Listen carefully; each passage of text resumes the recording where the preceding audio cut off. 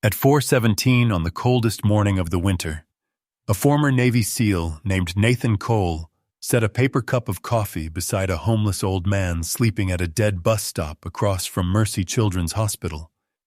Nathan had done it for weeks without asking a question. His 11-year-old Malinois, Rook, always stood guard as if the old man mattered. Every dawn, the stranger vanished before sunrise and left behind another sheet of hand-drawn diagrams inside a frayed leather case. Nathan thought he was feeding a broken mind until the night the hospital lost power and Rook found pages that could keep premature babies breathing. By then, powerful men were already hunting the old man, and Nathan was the only one holding the proof. What time are you watching from? Please like, share, and subscribe to K9 and SEAL Stories, and the story begins. Nathan Cole had been out of the Navy for 6 years, but his body still woke before dawn with the hard certainty of a mission clock. At 3:38 every morning, the same pattern pulled him upright from a narrow bed in the room above the old auto shop he rented on the west side of Cleveland. He sat for 10 seconds before standing, letting his knees remember that 45 was not 30 anymore. The old fracture in his left shoulder always spoke first in the cold, then the lower back stiffness that had followed him home from too many fast rope descents, too many armored seats, too many nights sleeping where men were not meant to sleep. He did not complain about it. He never complained about anything aloud. He shaved every other day, kept his dirty blonde hair cropped short, folded his olive jacket over the back of the same kitchen chair each night, and wound the old military watch before bed, even though the battery still worked. Habit had become the railing on the bridge between the man he had been and the man he was trying to become. Rook watched every move from the braided rug by the door, old enough now that rising took him a moment too. The dog had gone gray around the muzzle, but the eyes were the same dark amber, steady and watchful, never asking for pity. Nathan trusted that look more than he trusted most people. By 3:57 he had water heating on the stove, bread in the pan with butter, and a dented thermos warming near the sink. He always made enough for 3, even though he lived alone. 2 thick slices for himself if he felt hungry, 1 to save for later, and 1 to wrap for the old man at the bus stop. Sometimes it was toast with peanut butter. Sometimes a fried egg tucked into cheap white bread. On Fridays, when his contractor check had cleared and the bank app on his phone did not make him swear, he bought sausage biscuits from the 24-hour drive-thru on Lorraine and split one with the stranger. Rook got a corner every time. Nathan told himself it was not generosity. It was structure. It was one simple thing he could do in a world full of things he could no longer fix.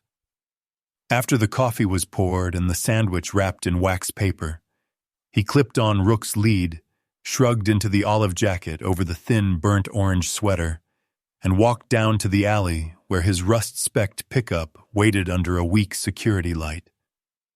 Snow had crusted over the truck bed again. The city had that black-blue color that existed only before sunrise, when everything looked half-made and uncertain. Nathan drove without music.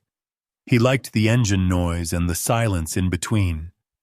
Half the people he knew were terrified of silence. To him, it was the only honest sound left. Mercy Children's sat in the middle of a block that felt as if the city had forgotten how to classify it. One side held glass medical buildings bright at all hours, ambulance bays, and parking garages full by dawn. The other side had a boarded pharmacy, a laundromat that opened at 6, a payday loan office, 2 abandoned storefronts, and the old bus stop with cracked plexiglass panels where the homeless man slept. Nathan had first seen us in early November, curled on the bench beneath a campaign poster that had weathered into a ghost. The old man was not arranged, like most street men Nathan had known. There was no sprawl, no half-conscious muttering, no bottles, no smell of stale liquor from 10 feet away. He slept with his back straight even on the bench, one hand folded over the other, shoes aligned under him, as though he expected to stand in front of a boardroom instead of a winter sidewalk. The first morning Nathan left coffee because of Rook. The dog had stopped cold, ears forward, body still, not with aggression, but with concentration. Nathan had learned overseas that Rook noticed the difference between danger and distress long before a human did. So he had set the cup down, placed half a breakfast sandwich beside it, and walked away. When he returned after circling the block, the man was awake, the food was gone, and a sheet of paper sat on the bench weighted by a rusted bolt. Nathan had picked it up, expecting a shelter flyer or some rambling confession. Instead, he found lines, valves, measurements, pressure notes, and a crude diagram of a device he could not begin to understand. The second morning, there was another page. The third morning, there were two, one covered in tiny handwriting, one with a precise sketch of what looked like a chamber with branching tubes. By the end of the second week, Nathan had collected 11 sheets and stored them in a manila envelope in the truck glove box. He did not know why he was keeping them.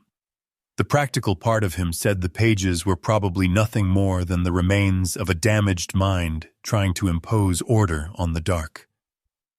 Another part of him, the part that had once survived by noticing tiny details in bad places, did not believe that. The lines were too exact. The symbols repeated in ways that felt disciplined. Even the mistakes looked like a trained man fighting his own failing hands. Rook seemed to confirm it.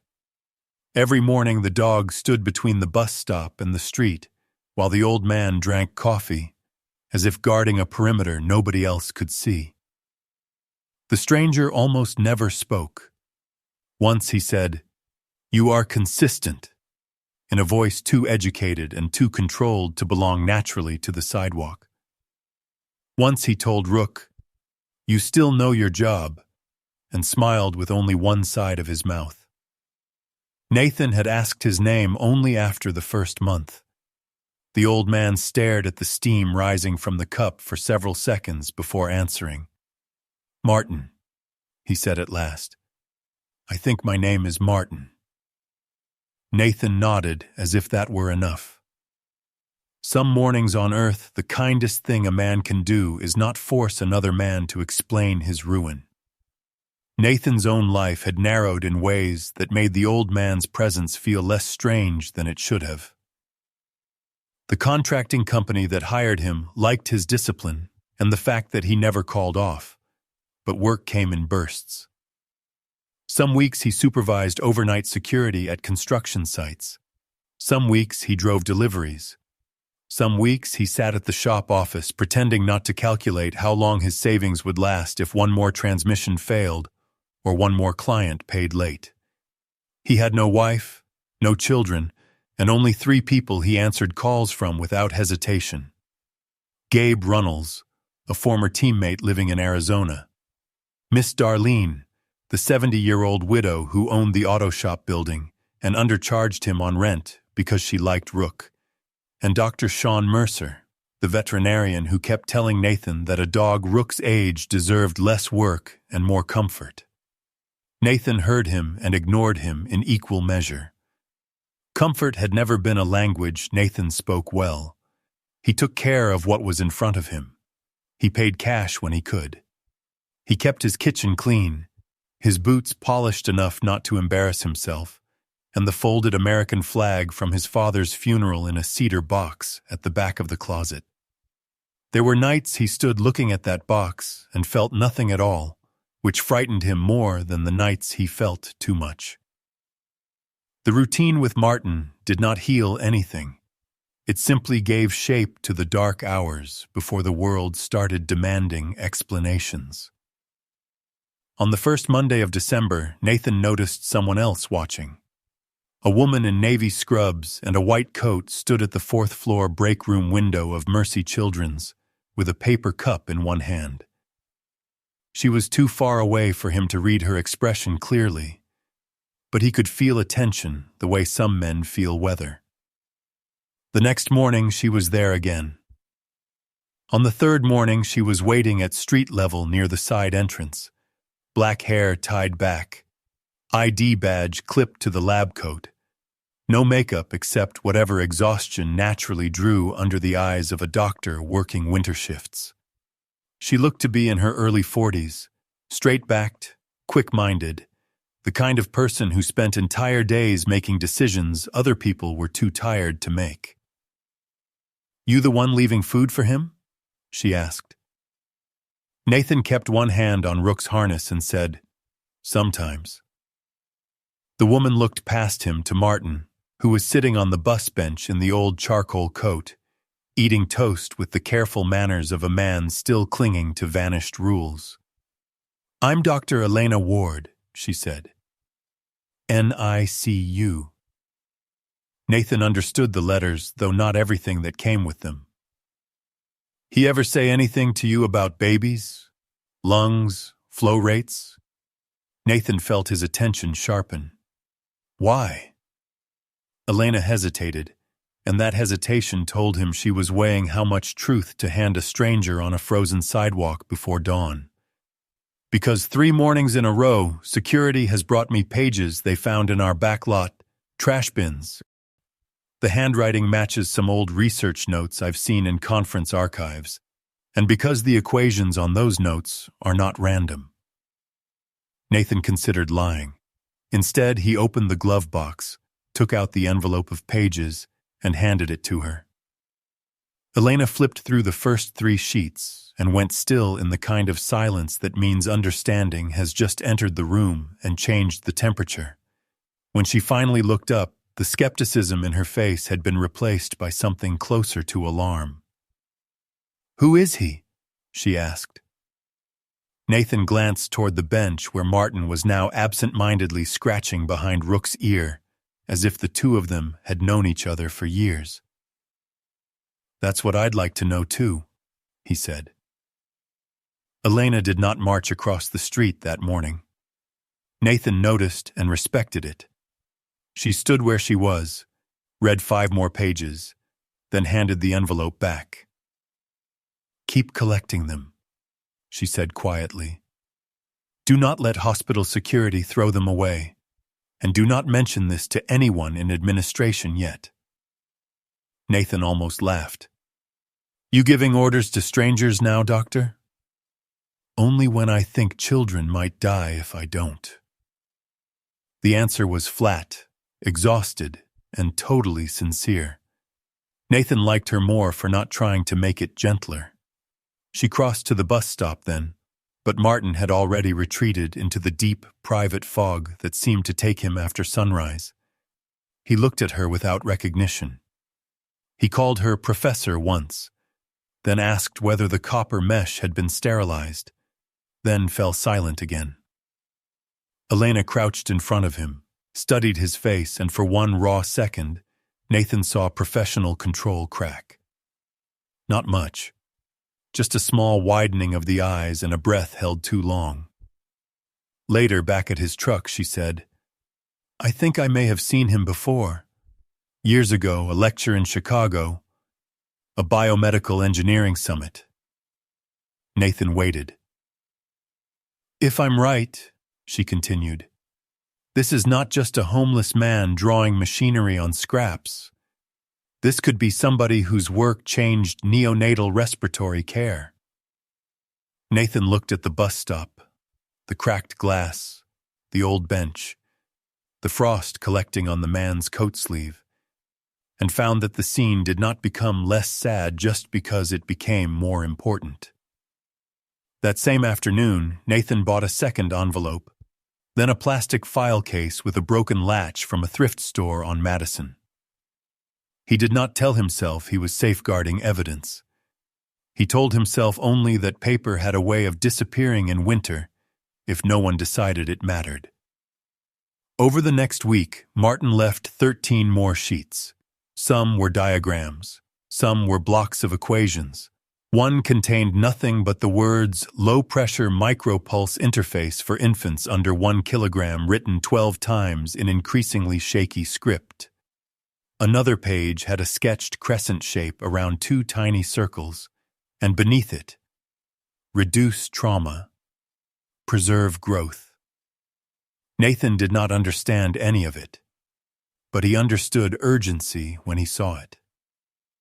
On Friday, as snow began drifting over the median and dawn dragged its gray light across the hospital windows, Martin looked up at Nathan with sudden, startling clarity and said, "If I stop writing before I finish, they will bury it." Nathan crouched in front of him. "Who will?" Martin frowned as if the question were physically painful. "The men who confuse ownership with merit," he said. Then he blinked. The clarity vanished, and he asked whether the bus for Akron had already come. Nathan stood there longer than usual after that. Rook leaned against his leg, warm and solid even in the cold. Across the street, the hospital lights glowed over rooms full of babies fighting for breath. In the bus stop, a half-frozen stranger with an educated voice and a ruined memory bent over another page, his pen moving like a man racing a fire only he could see. 3 mornings later, Nathan arrived to find blood on the snow. Not much. Just a dark scatter near the curb where the plow had pushed the week's ice into a gray ridge, and one thin line across the inside of the bus shelter where a body or an arm had struck the cracked panel hard enough to smear it.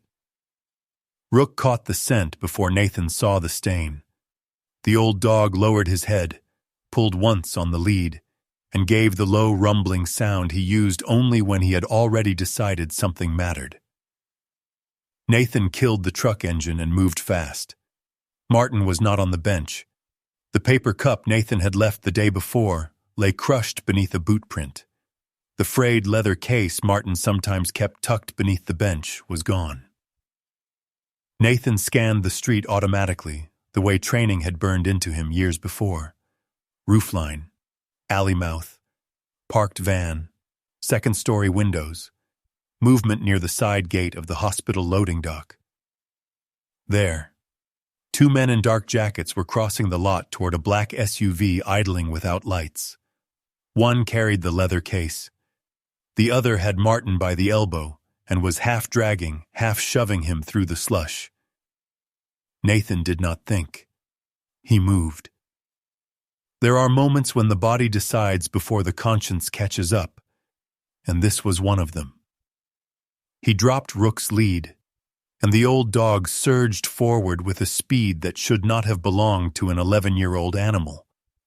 Nathan closed the distance in 4 strides and hit the man holding Martin from the side, shoulder driving into ribs, momentum turning all 3 of them in a violent skid across the icy pavement. Martin went down hard but clear. The second man pivoted, one hand disappearing inside his coat, and Nathan saw the shape before the weapon fully cleared cloth. "Rook!" he snapped. The Malinois launched not at the gun hand, but at the forearm above it, twisting in midair with veteran precision. The man's shot went wild into the frozen dirt by the fence. Nathan's fist landed once across the jaw, then again. The weapon clattered away. By the time hospital security came running from the side entrance, both attackers had broken and fled. One bleeding from the arm, one stumbling toward the SUV with his face already swelling purple. The vehicle peeled away so hard its rear tires spat brown snow across the wall. Nathan didn't chase it. Martin was on his knees, coughing and shivering, one hand pressed to the side of his head, where blood had matted the white-gray hair above the ear. Elena Ward was the first person through the side door, outrunning 2 security guards and a maintenance supervisor. Nathan would remember later that her white coat was unbuttoned over navy scrubs, and that she had come out without gloves, which meant she had not paused long enough to think about herself at all. She dropped to one knee beside Martin and touched the cut on his temple with clinical speed. "Pupils equal. He's freezing. We need to bring him inside." Martin flinched away with surprising force. "No police," he said. The words were slurred but emphatic. "No facility, no sun." Elena looked at Nathan over Martin's shoulder. "What happened?" Nathan kept his eyes on the direction the SUV had gone. Two men tried to take him in the case. One security guard found the pistol in the slush and swore under his breath. The other began talking into a radio about an active assault, Cleveland PD, and preserving the scene. Martin heard the word police and his breathing changed immediately. Not just fear, but a more complicated panic. The terror of a man who believes official systems have already failed him once and will do so again. Nathan crouched in front of him and kept his voice low. "Martin, look at me. They are gone."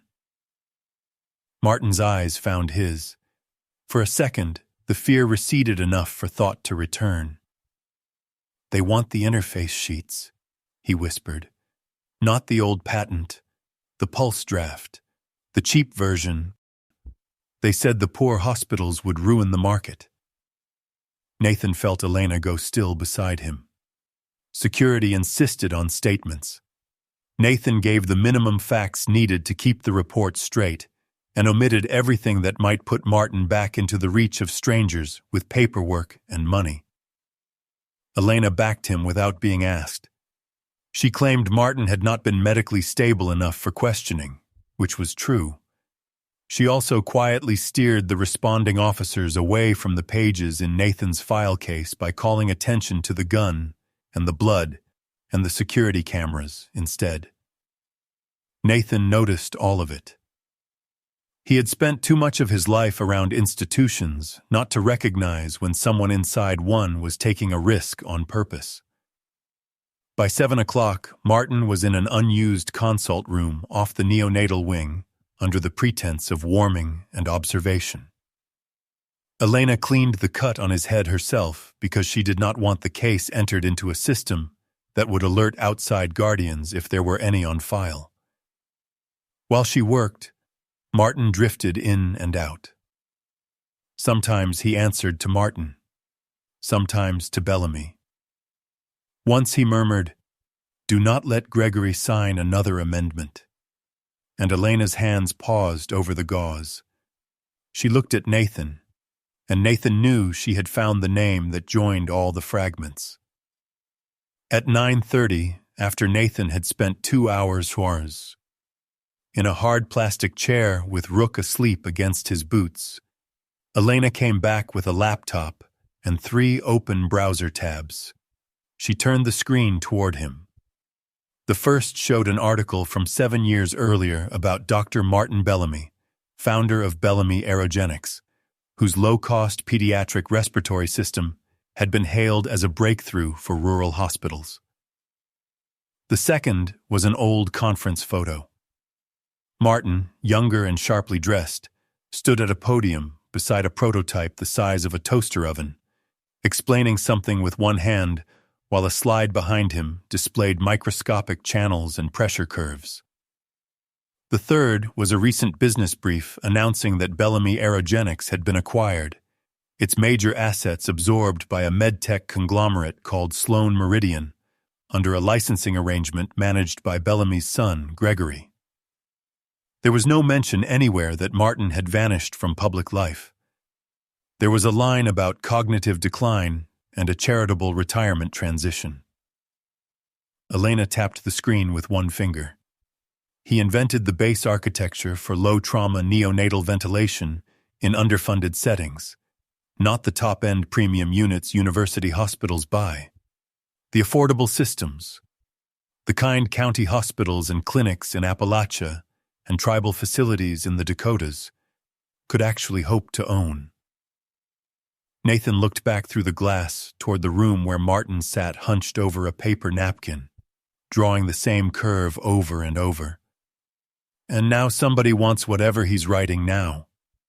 Elena nodded. Because if this new design does what I think it does, it could undercut $500 million worth of market control. Martin woke fully for 13 minutes shortly before noon, which Nathan later remembered because Elena wrote the time on the whiteboard, as if documenting a medical miracle. In those 13 minutes, he was brilliant. Not healthy, not whole, but unmistakably brilliant. He demanded graph paper, rejected the blue pen Elena handed him because the tip dragged, and used Nathan's black contractor pencil instead. He drew a chamber, then a second chamber, then a tiny valve assembly, with the crisp impatience of a man annoyed by the slowness of his own fingers. Current neonatal units require stable grid support and precision-manufactured valves, he said.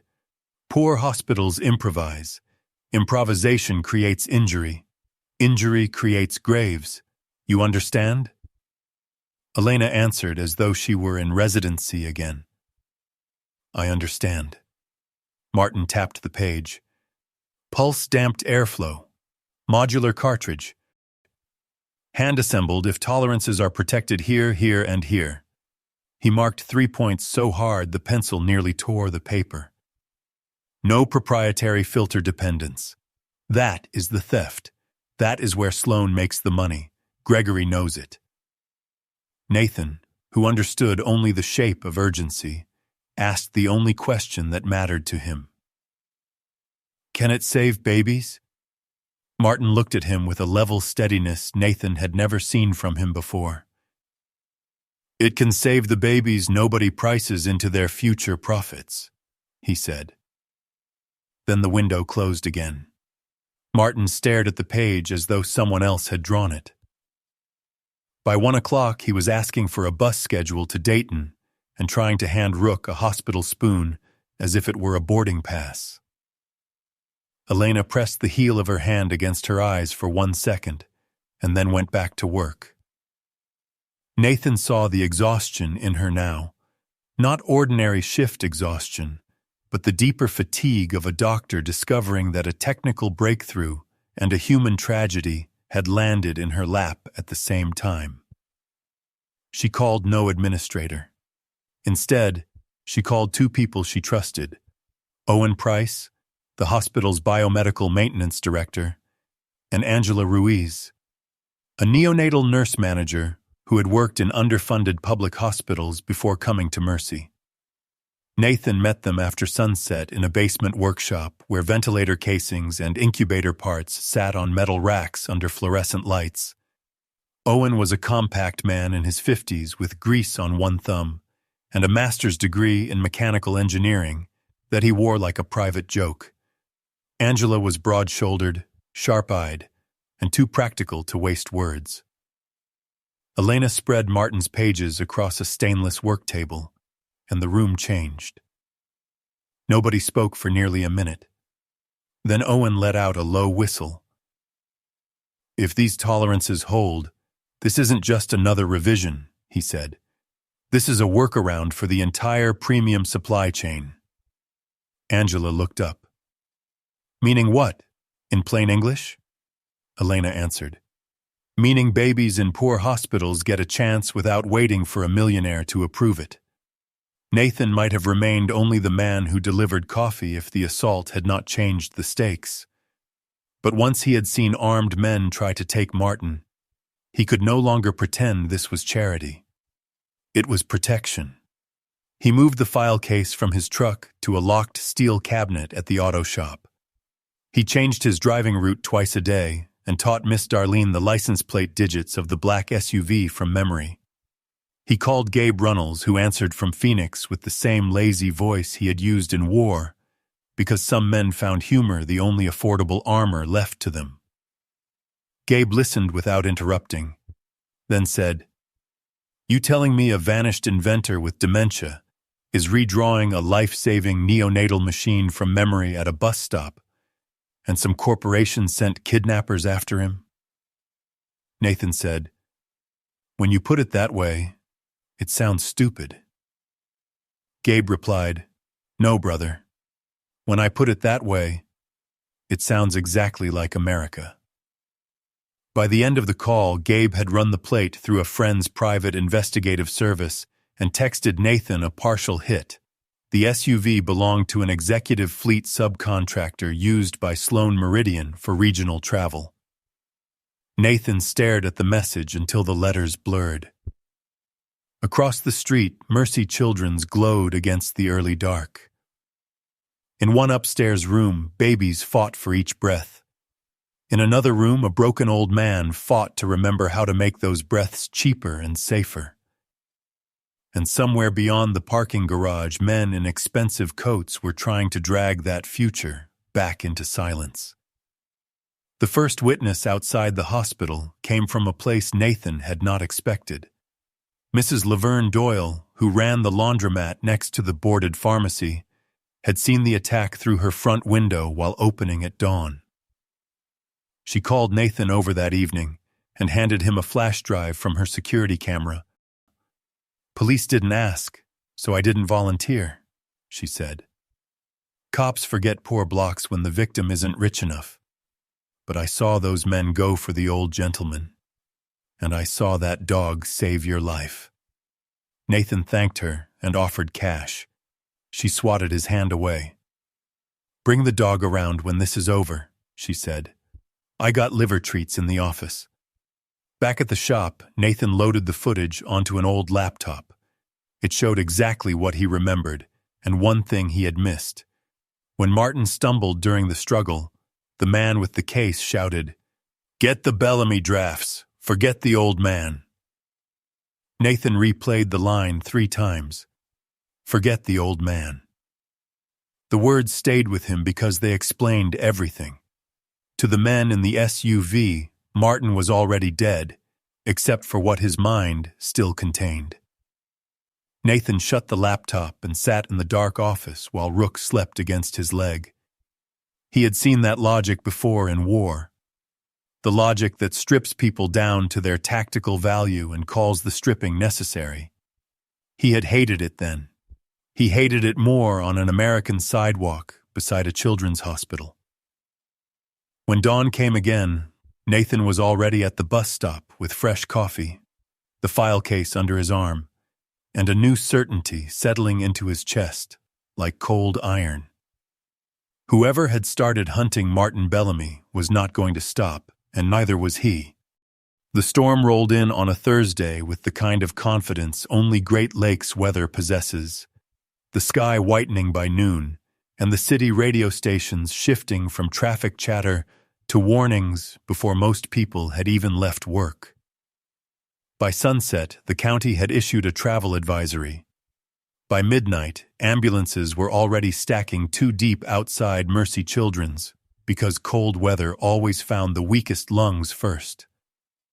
Nathan spent the evening checking his truck, filling the tank, charging 2 battery lanterns, and laying out the emergency gear he had built over years of not trusting public systems to function when they said they would. Wool blanket, foil blankets, trauma kit, flares, spare gloves, thermos. Rook watched from the doorway, old enough now to conserve movement until it mattered. Nathan was halfway through tightening the straps on the plastic file case when Elena called. She did not waste time on greetings. "He's fading faster," she said. "Today he forgot his own last name by 10 a.m., but between 4 and 6 he produced 8 pages, Nathan. 8. One of them is a complete airflow correction array. Owen says it could change the power load requirements by almost 30%. Nathan sat on the cot and stared at the wall. "You sound like you're calling because there's a second half to that sentence." "There is. Security saw a man in a loading dock van photographing the side entrance at dusk. Hospital administration still doesn't know any of this, and I need another 48 hours before I bring them in. If we go to them too early, legal locks everything down. If legal locks everything down, Gregory Bellamy hears before we are ready. Nathan asked the obvious question. What do you need from me? Elena exhaled once. Get to the bus stop before the storm peaks. If Martin bolts, he will go there. He always goes there. And if the power goes out tonight, I may need the pages in your file case more than I have ever needed anything. At 2:46 a.m., Nathan was already parked across from the bus stop, engine idling low, hazard lights off to preserve battery and attention. Snow moved sideways under the street lamps in white sheets. The bus shelter looked less like a piece of city infrastructure than the remains of something bombed and forgotten. Martin was there, but not on the bench. He sat cross-legged on the concrete floor, with the leather case open and loose pages spread around him in a half-circle, as if he had made himself a paper fortress against the weather. He did not seem to feel the cold. His charcoal coat was buttoned wrong, and the scarf Elena had given him 2 days earlier trailed in the slush. Nathan crouched in front of him and said his name twice before the old man focused. The chamber can't rely on gravity feed, Martin said immediately, tapping a page. Mountain clinics, uneven flooring, human error. Human error kills infants faster than scarcity. Nathan held out the coffee. Drink first. Martin accepted the cup with both hands. Rook stepped inside the shelter and stood between Martin and the open side, taking the wind full in the chest as if it were another assignment. Nathan had seen that posture in desert villages, on loading ramps, at house doors in 2 different countries. Duty did not care whether the enemy was human or weather. It only cared that something fragile existed behind the dog and had to remain there. The blackout hit at 3:21 without warning. 1 second, Mercy Children's was a tower of lit windows against the storm. The next, it went black floor by floor in a descending chain, until only the red battery indicators above the ambulance bay remained. A beat later, the emergency generators kicked in on partial load, restoring a scattered pattern of light, but not enough. Nathan knew bad power when he saw it. Buildings do not blink like that unless several systems are failing at once. Rook lifted his head. Across the street, alarms began sounding in different registers. Security, backup systems, equipment warnings. 2 ambulances turned into the emergency ramp simultaneously, tires fighting the snow. Nathan's phone vibrated. Elena. He answered on the first ring. In the background, he could hear voices, metal doors, and the high-clipped pace of medical panic trying to stay organized.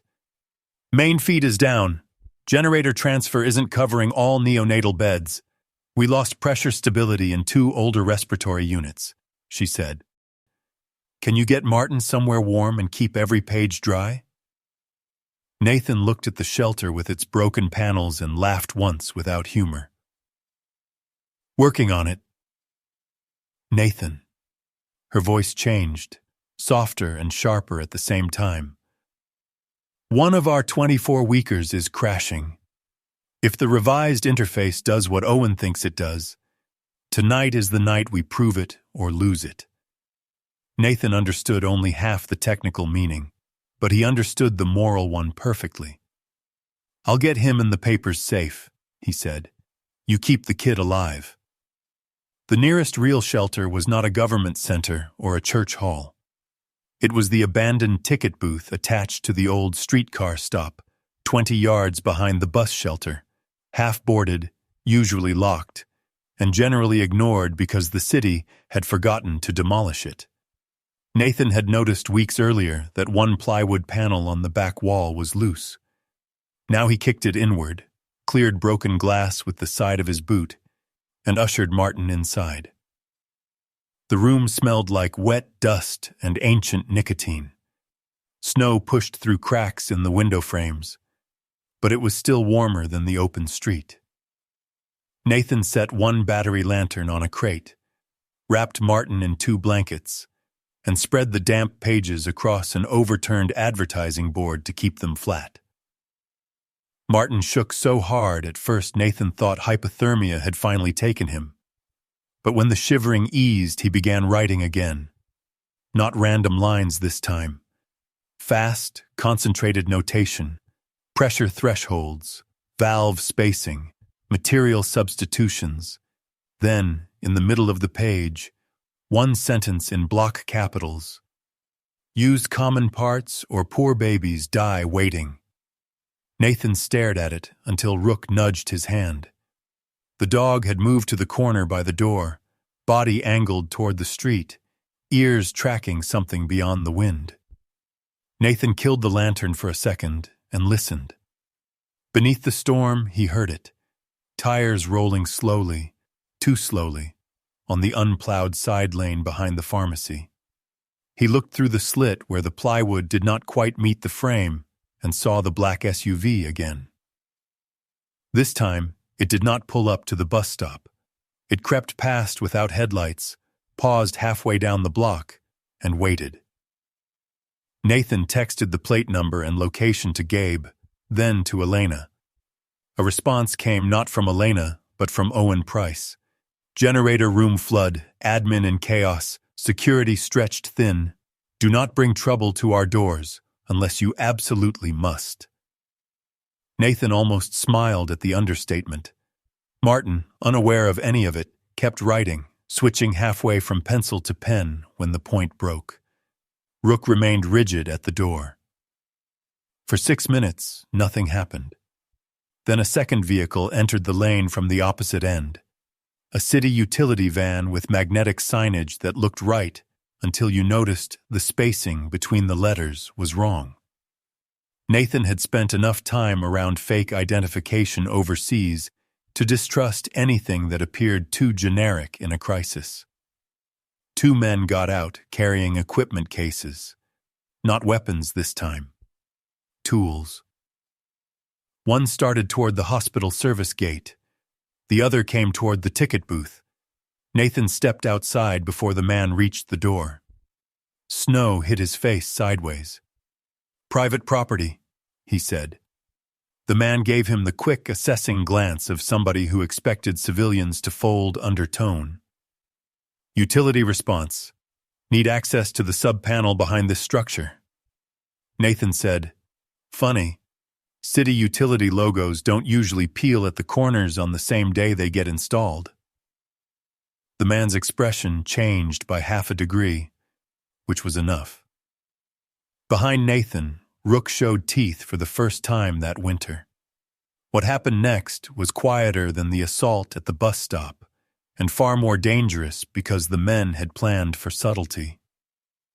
The one near the hospital gate reached into his case and pulled not a wrench, but a small canister Nathan recognized as aerosol sedative delivery, the sort veterinary teams might use at close range if they were reckless and desperate.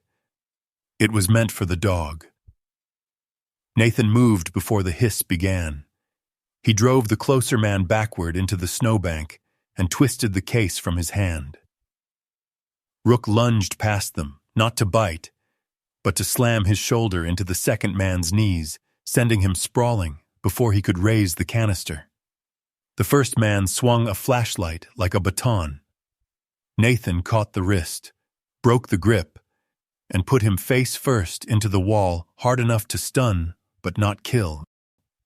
The second got up and ran for the utility van, abandoning the case in the street.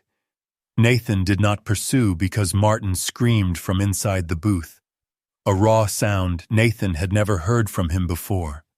When he got back through the door, the old man was clutching the pages to his chest with both arms, eyes wild.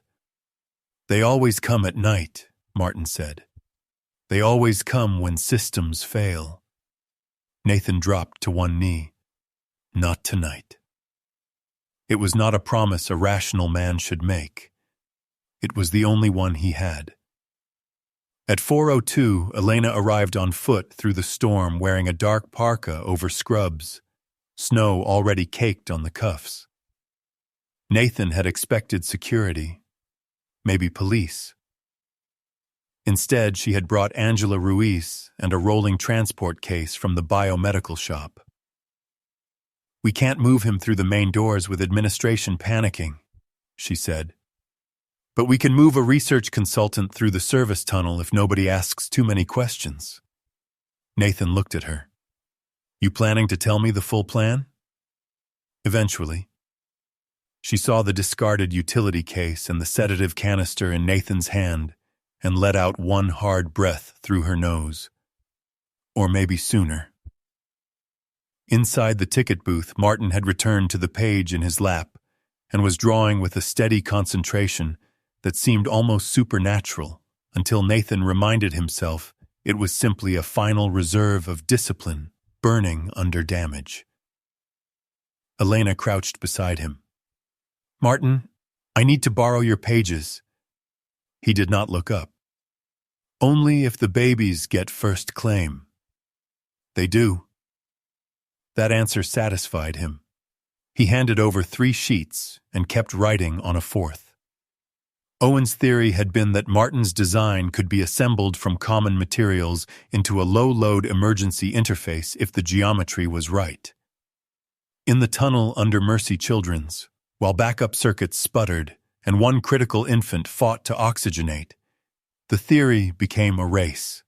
Nathan was not allowed into the neonatal stabilization room, but he was allowed into the basement workshop where Owen and Angela spread Martin's pages under bright lamps and began stripping parts from retired units, hand valves, tubing assemblies, pressure reducers, anything that matched the dimensions on the paper. Elena moved between floors like a person with 2 bodies. One upstairs keeping medicine alive, one downstairs helping engineering become rescue. Martin sat wrapped in blankets near the workbench, lucid in pulses, naming acceptable material substitutions whenever his mind surfaced. No brittle polymer there. Silicone. Heat-tolerant. Cheap. Available. Then minutes later, "What station are we boarding from?" Nathan stayed at the door with Rook because somebody had to watch for more men in fake utility jackets. The storm deepened. Water seeped into the generator annex. Somewhere above them a baby coded and came back. At 5:11, Owen held up the improvised interface assembly and said, with disbelief and reverence fighting in his voice, "He actually did it. He built a back door around the expensive system." Nathan did not understand the mechanics. He understood the faces around the table. The look on Elena's face was the look of a doctor realizing that a path had just opened where there had been none. "Can it work?" Nathan asked. Owen answered like an honest engineer. "I don't know, but I know enough to stop calling it impossible." The infant upstairs survived the night, though not because of a dramatic one-step miracle. Mercy's team stabilized her through a patchwork of manual adjustment, reduced support, and the improvised interface configured as a bridging aid for 11 critical minutes while another unit was rerouted to her bed. 11 minutes would not make a speech at a banquet. 11 minutes would not impress a board of directors or a patent attorney, but it kept a child alive long enough for the next system to take over, and everyone in that basement understood what that meant. If a rough assembly built during a blackout from salvaged parts and a half-remembered schematic could buy 11 minutes, a refined version could buy entire futures. Dawn arrived pale and bitter through the frosted workshop windows. The blackout eased. Hospital generators stabilized. The black SUV was gone. Martin had fallen asleep in a chair with his hand still resting on the page that named the airflow ratio. Elena took the sheet from under his fingers with almost religious care. Nathan stepped outside with Rook into the brutal, clean silence after a storm's worst hour. Snow lay over the city in hard white ridges. The bus stop across the street looked smaller than ever, yet something fundamental had changed in the night. Until then, Nathan had been protecting a man and some papers. Now he was protecting proof. And proof, he knew from every dark theater of his past life, was what turned private danger into public war. Proof changed everything, but it did not simplify anything. Mercy Children's could not officially admit that an unidentified man with cognitive decline had contributed to an emergency workaround used during a power failure unless administration wanted an army of lawyers in the lobby before lunch. Elena knew that. Owen knew it. Angela Ruiz knew it with the fatal clarity of a nurse who had spent years watching institutions choose liability language over plain decency. So they built a temporary lie that stayed as close to the truth as a lie can. Martin Bellamy became, on paper, a volunteer historical consultant connected to an anonymous donor-supported respiratory innovation review. It was flimsy. It would not survive scrutiny for long. But it bought them time, and time had become the most valuable currency in the building. Nathan helped move Martin into a quiet room in the long-term observation wing used for complicated family cases no one wanted public. It had one narrow bed, a reclining chair, and a window facing the ambulance ramp. Martin disliked the room instantly. "Too clean," he said. "I lose thoughts in clean rooms." Nathan dragged in the scarred wooden side table from a storage closet, set the leather case on it, and asked Angela for a cheap yellow legal pad. That made the room feel enough like a workplace that Martin stopped trying to leave every 10 minutes. Rook curled beside the bed on a folded blanket and became, without any formal announcement, part of the security plan. In the days after the blackout, Elena and Owen worked through Martin's pages in layered batches. One set they photographed, scanned, and backed up to an encrypted drive. One set stayed physical, because Owen insisted that no data system on Earth was truly safe once money became interested. One set Elena kept in a locked cabinet in the NICU office because she trusted hospital chaos more than hospital policy. Nathan did not pretend he understood the mathematics, but he listened as they translated pieces into ordinary speech. Martin's original portable pediatric respiratory system had lowered cost by reducing dependence on proprietary cartridges and simplifying maintenance. What he was writing now went further.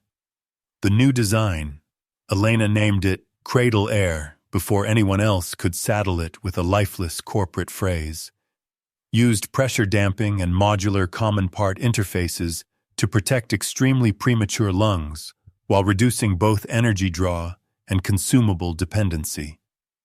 In plain English, it meant a hospital with older infrastructure, unstable electricity, or a broken supply chain might still keep a 23-week infant alive with fewer injuries and at a fraction of the price demanded by major manufacturers. Angela said it best during one midnight coffee break. "This thing doesn't just threaten a product line. It threatens the whole business model built on telling poor babies they're too expensive." Martin's good hours remained narrow. Between 4 and 8 in the morning, he could still produce brilliance. By 11, he sometimes believed he was back in his first lab in Akron. After lunch, he might ask for his wife Nora, dead 12 years now, or insist he needed to leave for a budget hearing in Columbus. The shape of his loss made Nathan angrier than he expected, because the mind that surfaced in those lucid bands was so obviously still there, trapped not behind madness, but behind failing access. On one clear morning, Martin recognized Elena fully and said, "You came to my panel in Chicago. You asked the only moral question in the room." Elena, who was reviewing ventilator injury data at the foot of the bed, looked up slowly. "I asked why affordable systems were being excluded from trial priority." Martin nodded. "And everyone else asked about margins." A shadow of amusement crossed his lined face. Good. You are still difficult. Nathan smiled despite himself. Martin turned to him next. You, however, are not difficult. You are stubborn. Different kind of asset. Nathan answered, I've been called worse. Martin studied him for another second, and then, with that eerie, intermittent clarity, said, They will come for the physical prototype before they come for the paper. Men who own markets always believe objects are easier to steal than ideas. Nathan's smile vanished. What prototype? Martin frowned as if pulling the memory through pain. Machine shop. St. Jude Parish Annex. Not because I am religious. Because the priest let me use the back room when I still believed I had time. St. Jude's stood in a shrinking neighborhood 20 minutes south of the hospital. A brick church with cracked steps, a food pantry open twice a week, and a parish school building closed since the pandemic. Elena wanted to notify hospital council before anyone moved. Nathan wanted to leave immediately before someone else did. Angela solved the argument by asking a question no lawyer would ask first. If the prototype is there, can it help a baby this month? Martin answered, If the seals are intact, yes. That was enough for her. They went that same evening in 2 vehicles, Nathan and Rook in the pickup, Elena and Owen in the maintenance van. Snowmelt dripped from gutters. The parish annex smelled like old varnish and canned soup. Father Tom Berrigan turned out to be 73, red-cheeked, blunt, and wholly unimpressed by professional credentials. Martin Bellamy owed me 2 Sundays of volunteer boiler repair and 1 explanation for why the room behind the pantry needed blackout curtains, he said, while leading them downstairs. He gave me neither, but he did help me keep this place heated through the winter after the diocesan budget office forgot we existed. The back room door had 3 locks. Martin opened only one before his hands began to shake. Nathan took over the rest under direction. Inside stood a workbench, bins of components, and under a canvas drop cloth, the rough body of a compact respiratory unit mounted on a steel cart. It looked unfinished, improvised, and impossibly important. Owen circled it as if entering a chapel. Sweet mercy, he said softly. He wasn't just writing it. He was building it. They were not alone for long. The first sign came from Rook. The old dog had been restless since they arrived, pacing the base of the basement stairs and scenting the air each time a car passed outside. Now he planted himself at the hallway entrance with his body rigid and his tail low, not fearful, but ready. Nathan killed the annex lights and listened. Above them, a door opened where no parish volunteer should have been that late. Then another. Father Berrigan, still holding his ring of keys, muttered a phrase not fit for liturgy. Elena pulled out her phone to call 911. Nathan shook his head once and pointed to the basement window well facing the alley. Too slow. What followed felt less like a gunfight than a burglary colliding with people who refused to cooperate. 2 men in dark coats came down the stairs with flashlights and a printed floor plan. Not street thugs this time. Professionals. Quiet shoes, gloves, no wasted motion. They did not expect resistance. Nathan stepped from behind the boiler and drove the first one back into the rail. Rook went for the second man's coat sleeve and dragged him sideways hard enough to knock the flashlight free. Elena, to Nathan's lasting respect, did not scream or freeze. She snatched the floor plan from the first man's hand and slammed a steel parts bin into his knee. Owen pulled the annex breaker, plunging the room into thick, dark broken only by the alley sodium glow through the high window. Father Berrigan swung his key ring like a medieval weapon.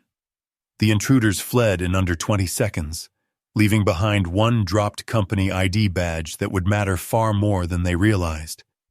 It belonged to a facilities consultant subcontracted to Sloan Meridian. The badge triggered the next phase.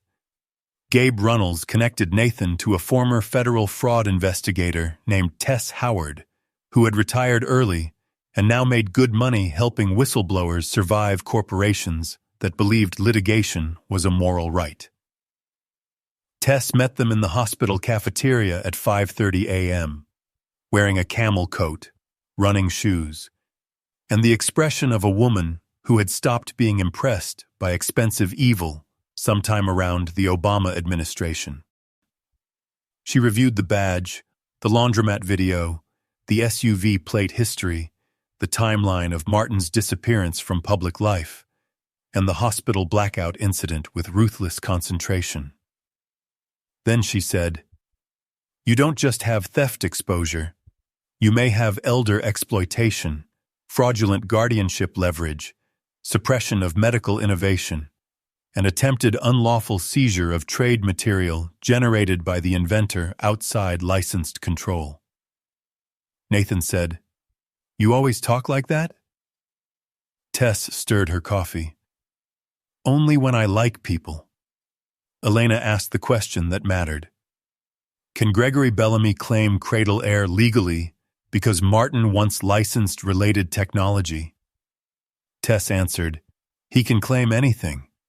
The question is whether a court will let him keep claiming once the facts are visible."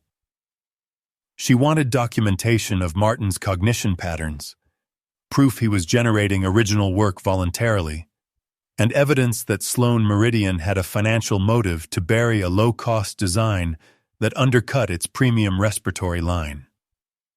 Owen could help with the engineering. Elena could help with the clinical necessity. Nathan, to his surprise, had already supplied the moral spine of the case just by keeping the pages. But the page archive was no longer enough.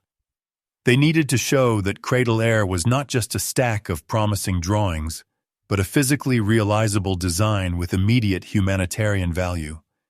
That meant testing, and testing meant risk.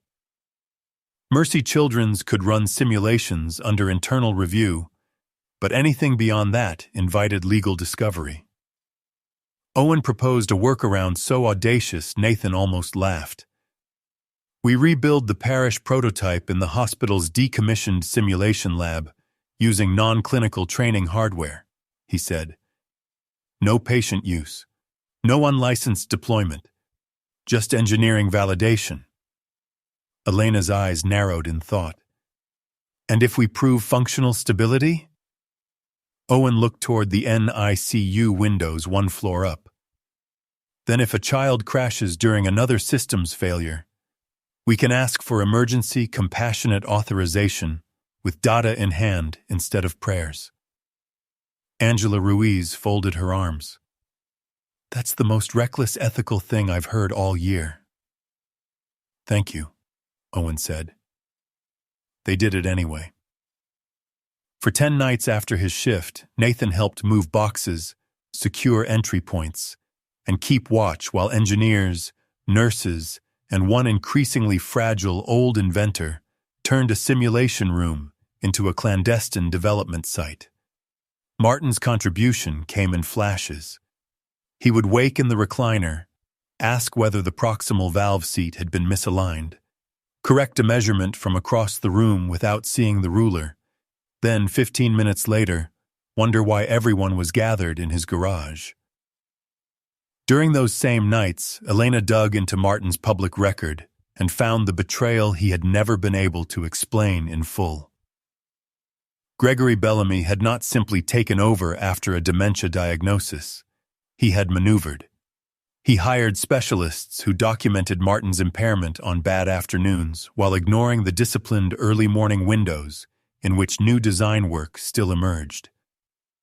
He petitioned for expanded control over licensing on the ground that his father was vulnerable to financial manipulation. Then he partnered with Victor Sloan, CEO of Sloan Meridian, to restructure the original respiratory patents into a revenue stream dependent on proprietary cartridges and maintenance contracts that rural and safety net hospitals hated but could not escape. Martin, once the face of affordable pediatric innovation, had been converted into a ceremonial founder whose reputation sold systems no longer aligned with his values. When Elena laid that out in the simulation lab, nobody spoke at first. Martin sat at the edge of the table listening, surprisingly clear that evening. Gregory was not always cruel, he said at last. He was once only weak. Money found the weakness and gave it a suit. Nathan had heard many explanations for betrayal in his life. That one struck him as the truest. The hidden prototype proved functional on the 11th night. Not ready for bedside use, not elegant, not stable under every load, but real.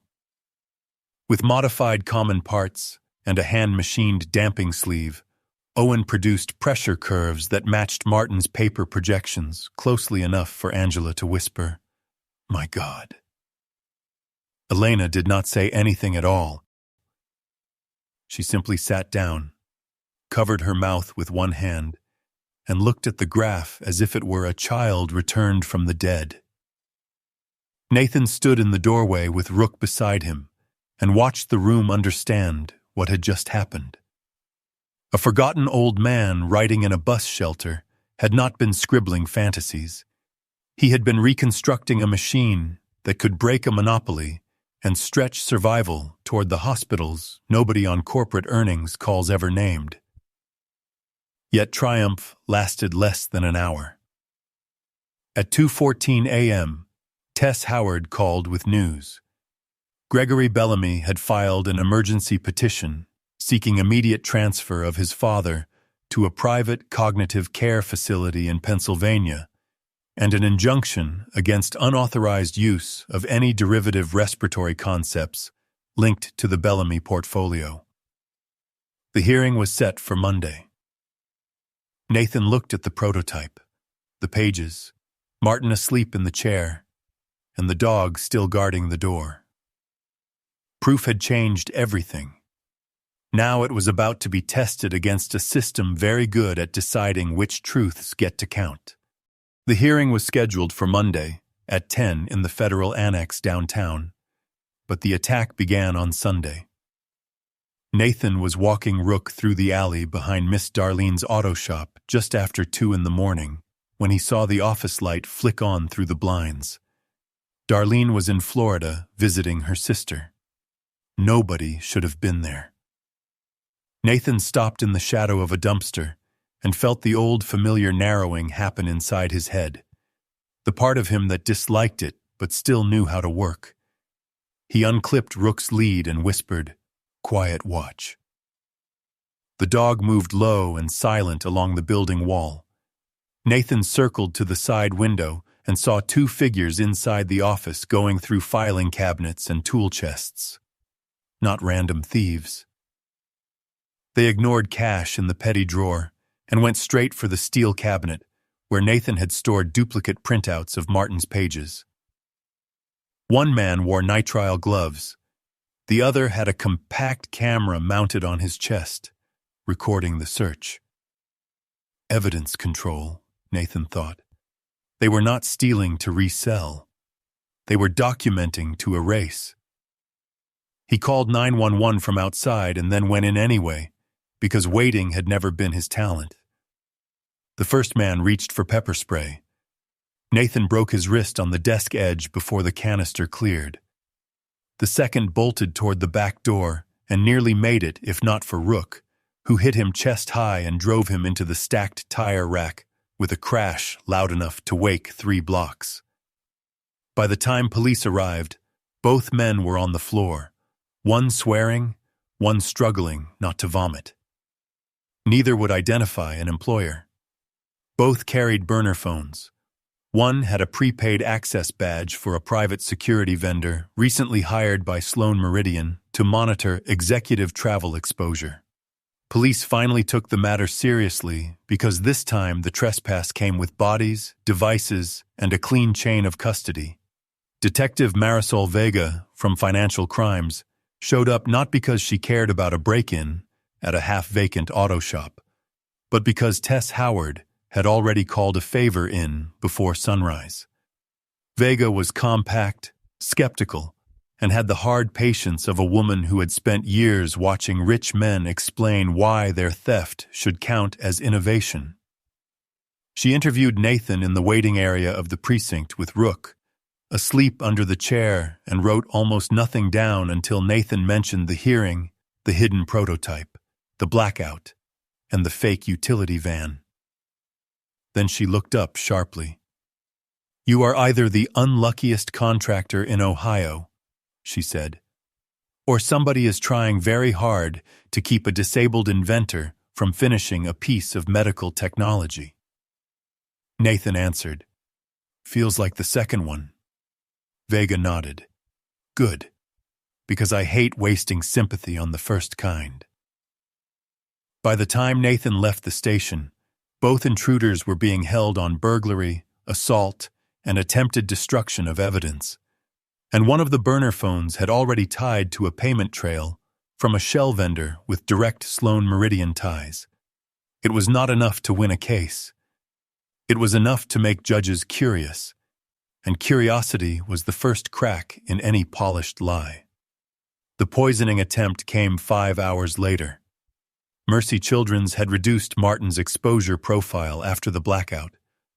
Only a short list of staff knew his exact room.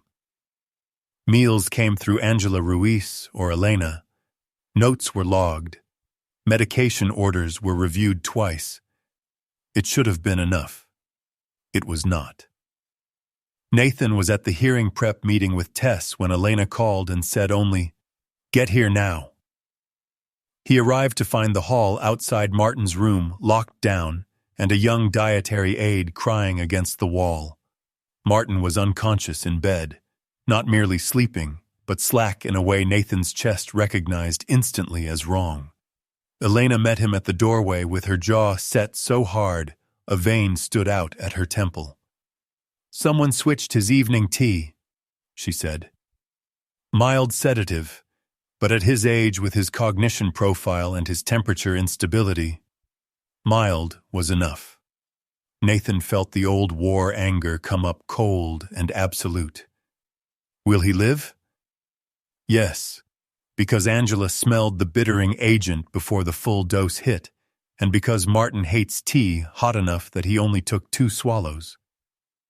She handed Nathan a clear evidence bag containing an empty sweetener packet. The brand label matched nothing used in the hospital. Security footage soon showed a contract custodial worker pushing a cart through the hall at the precise minute the aide had been redirected by a false pager message. The worker had already vanished. Nathan stared through the glass at Martin while monitors traced green light across the room. This was no longer theft. This was culling. Somebody had decided that if they could not take the pages cleanly, they could wait for biology to help them. The poisoning changed the hearing strategy. Up to that point, Tess Howard had planned to argue jurisdiction, exploitative guardianship, and public interest necessity. Now she added immediate protective relief and elder endangerment.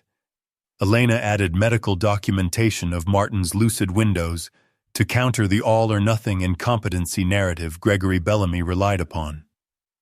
Owen prepared a plain-language engineering affidavit explaining why Cradle Air was both original and socially urgent.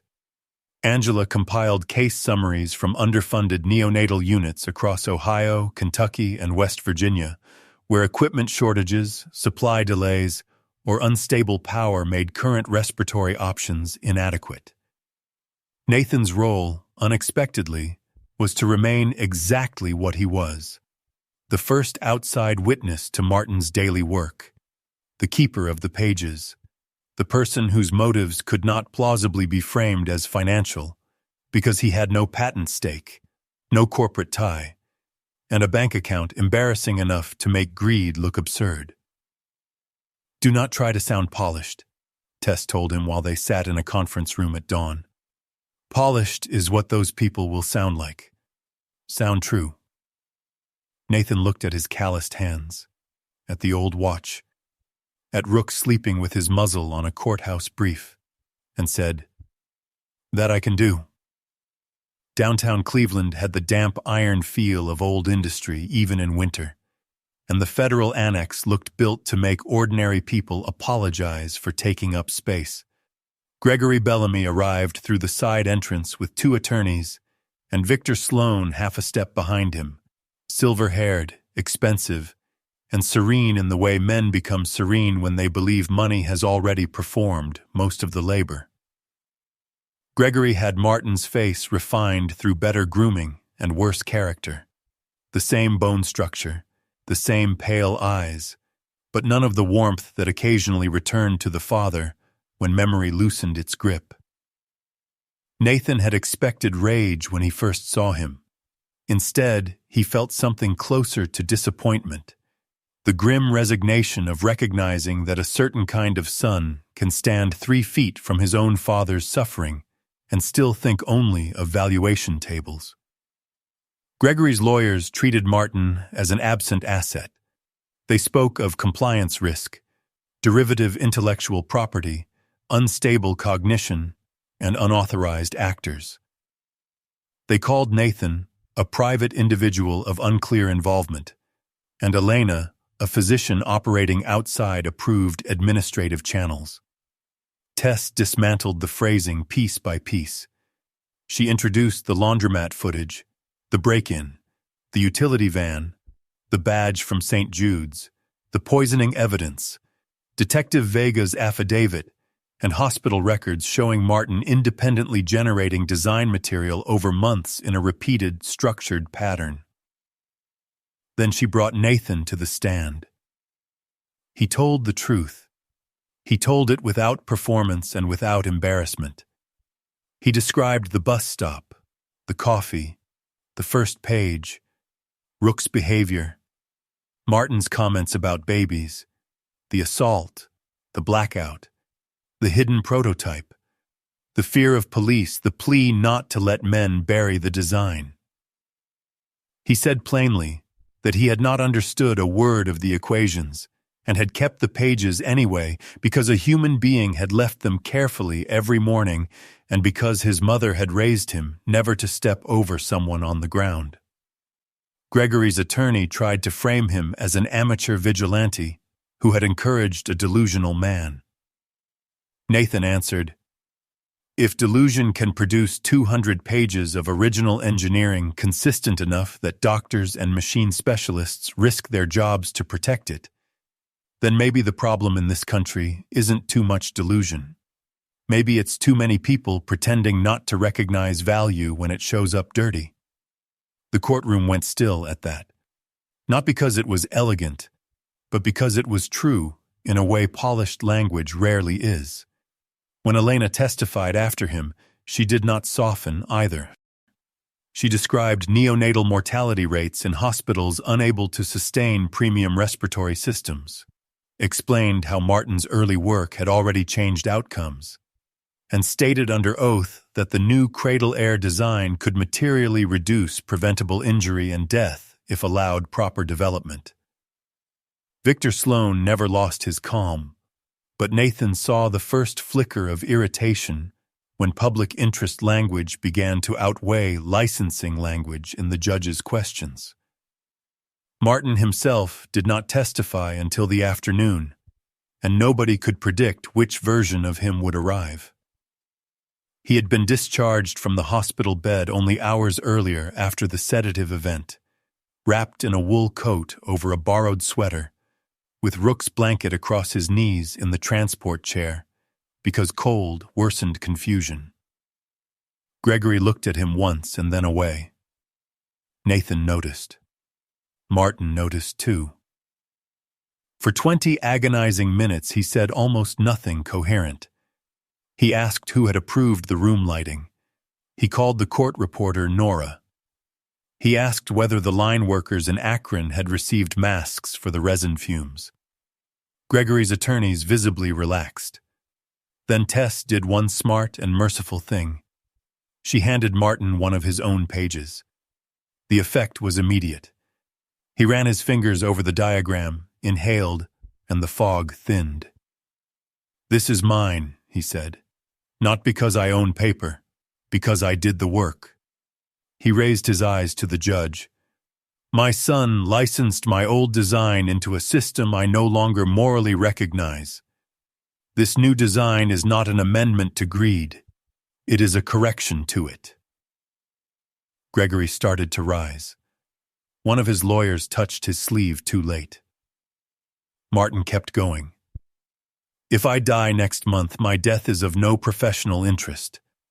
But if these drawings die with me because men who profit from scarcity prefer funerals to cheaper machines, then I would like the court to understand that such men should never again be allowed to use the word care in public." It was not a perfect statement. It was a devastating one. The judge did not rule that day.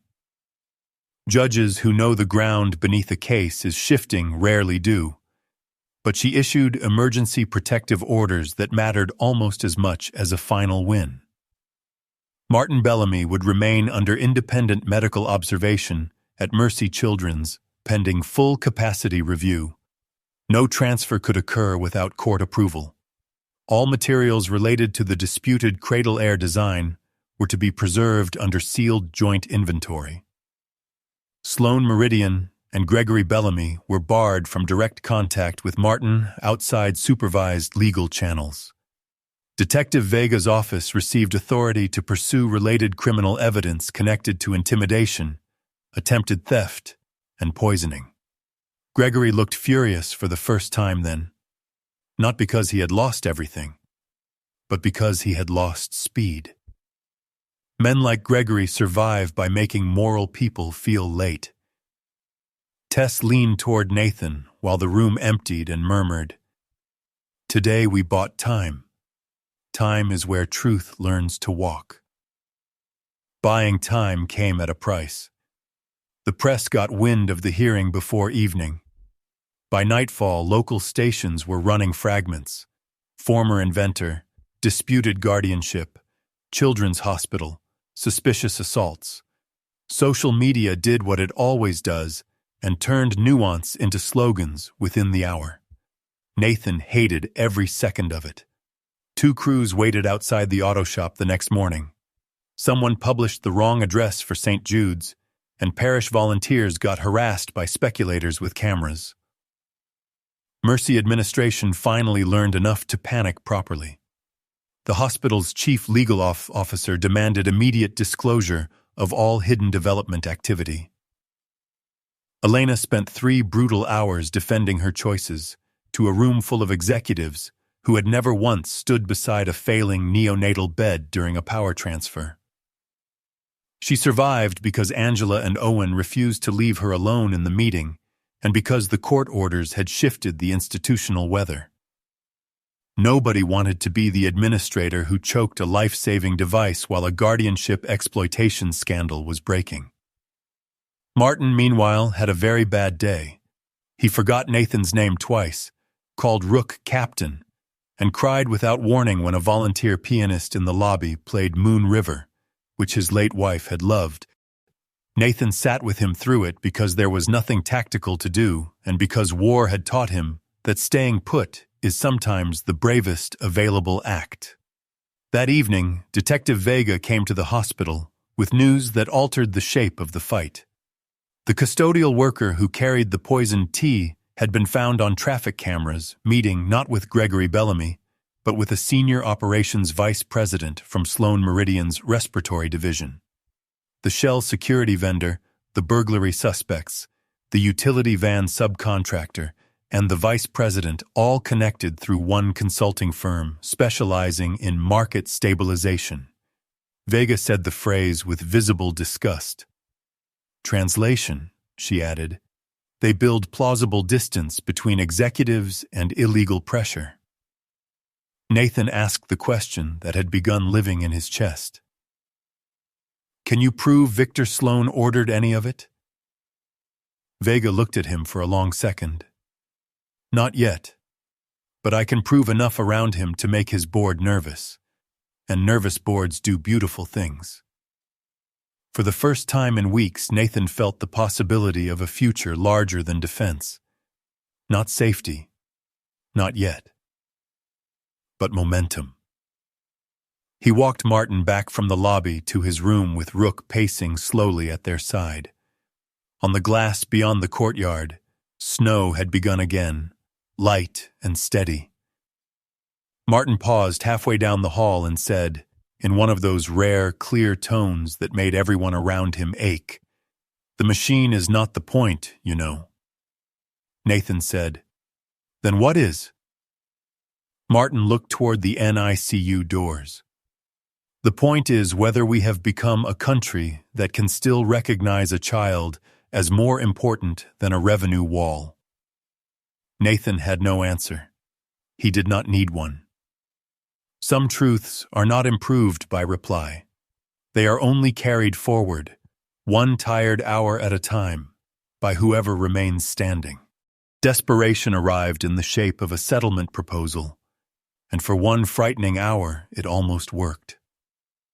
Victor Sloan requested private mediation with Mercy Children's, the University Partner Council, and Tess Howard, on the grounds that public conflict around vulnerable patients served no one's interests. Tess laughed when she read the language and then agreed to attend because predators often tell the truth in the room where they believe they are finally safe. Nathan did not expect to be included. He was included anyway because Martin had written his name on a legal pad that morning in large, shaky letters and said, "He stays." The meeting took place in a conference suite overlooking the frozen river, the kind of room built to make predation feel tasteful. Gregory Bellamy was not there. That told Tess almost everything before anyone spoke.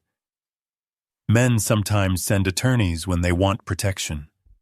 They hide sons when they want deniability. Victor sat at one end of the table in a charcoal suit with a navy silk tie and the expression of a philanthropist waiting for applause. He offered immediate humanitarian funding for Mercy Children's neonatal outreach, unrestricted research grants to Elena's department, a generous comfort trust for Martin's lifetime care, and a community service recognition package for Nathan that included debt retirement, a house down payment, and a paid position in corporate security consulting. In exchange, all parties would acknowledge Cradle Air as a derivative of the existing Bellamy respiratory portfolio, assign full development control to a joint Sloan-managed entity, and cease public allegations of coercion pending internal review. Tess took notes without changing expression. Elena looked as if she had bitten aluminum. Nathan listened until Victor said, with a smile too smooth to survive honest weather, "This way everyone is cared for." The offer was elegant corruption. That was what made it dangerous. Nathan had lived long enough in the real world to know that evil rarely presents itself as a bag of cash under a bridge. More often it comes in respectable folders and uses the language of stability. There was money in that room that could have solved almost every immediate problem in his life. Miss Darlene's roof needed replacing before spring. The truck transmission was dying. His credit card debt from years of bad employment gaps still bit him monthly. Rook's joints were worsening, and Dr. Mercer had gently mentioned a surgical option Nathan could not begin to afford. If Nathan had been alone, truly alone, he might have stared at the numbers and felt something bend. Victor seemed to sense that. He turned directly toward Nathan. "You did a kind thing," he said. "No one is denying that. But good men do not always make the best stewards of complicated systems. Let specialists carry this forward.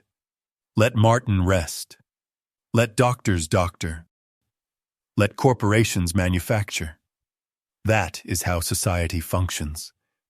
Nathan heard the line and felt suddenly, vividly, the echo of other rooms in other years where powerful men had tried to translate conscience into logistics.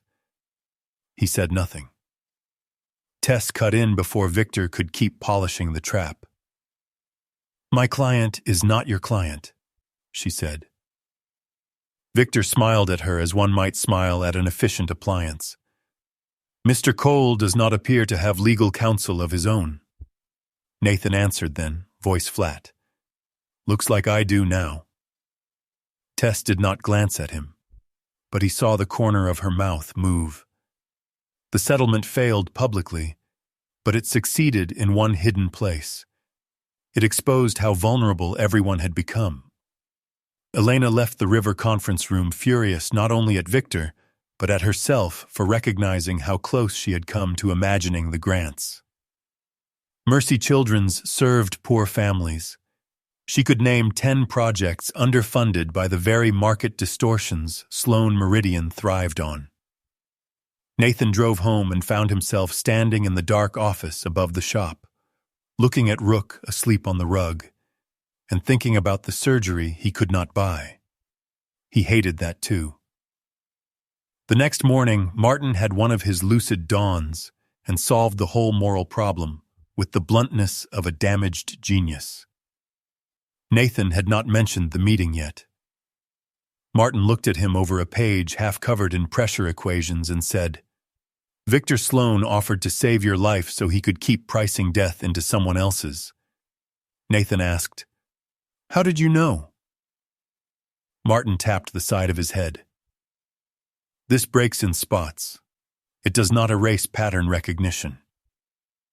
Then he added, softer, "Good men become useful to bad systems when they accept rescue that depends on another child's exclusion." Nathan sat with that for a long time. Outside, snow slid off the ambulance bay roof in glittering sheets.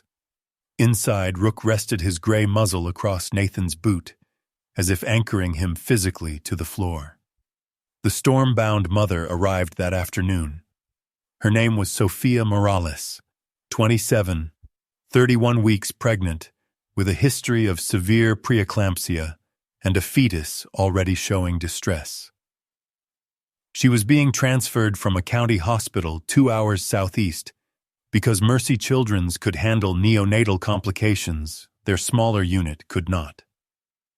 The roads, however, had begun to close under a freezing rain front moving faster than forecast.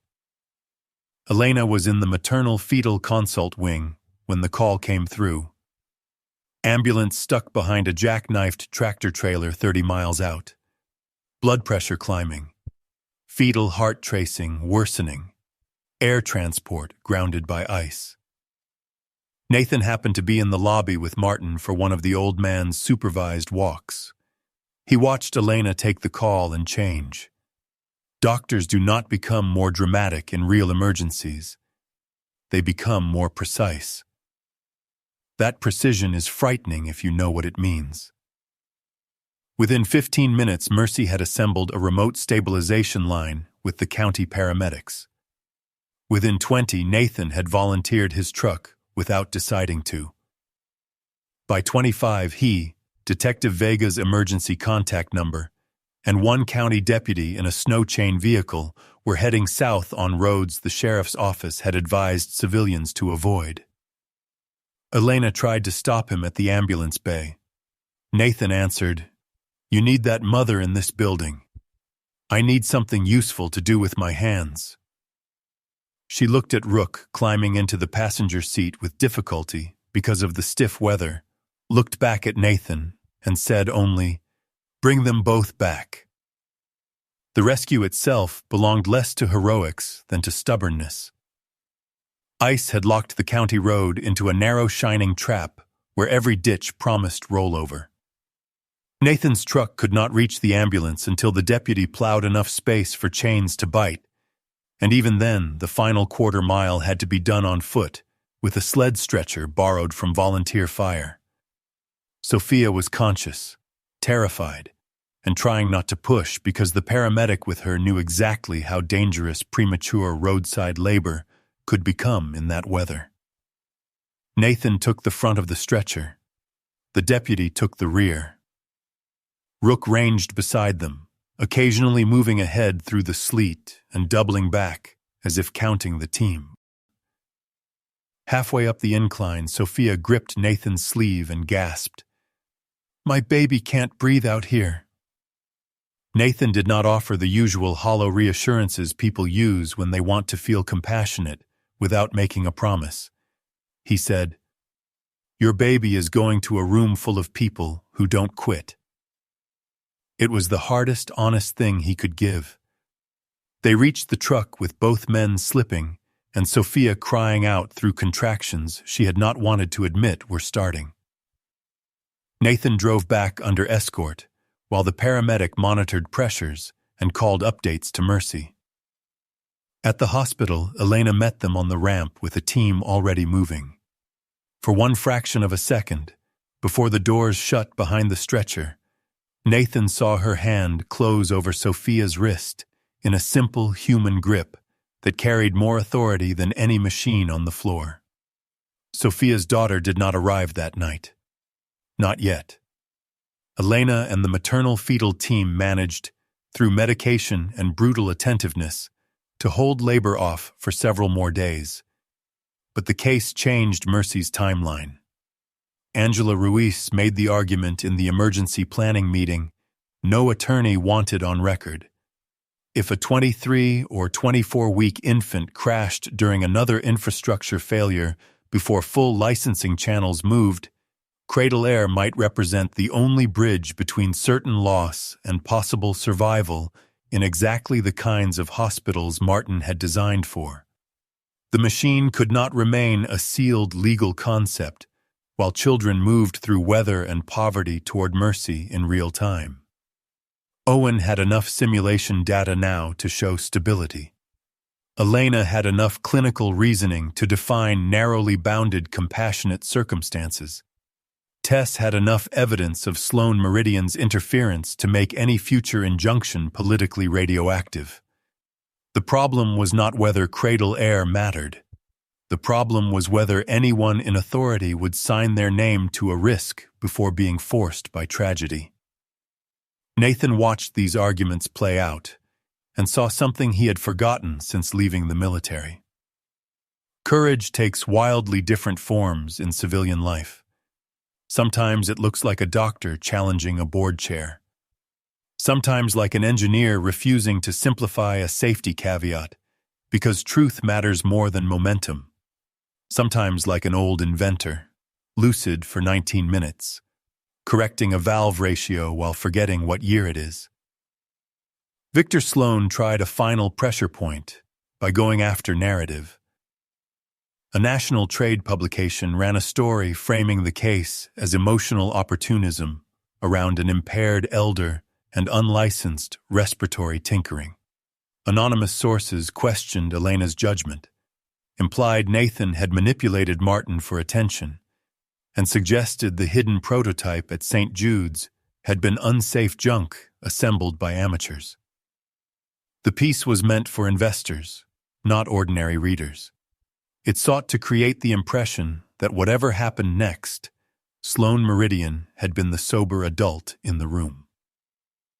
Detective Vega countered by leaking, through channels she would never admit under oath, enough information about the shell vendors and the poisoning investigation to start a second wave of press questions.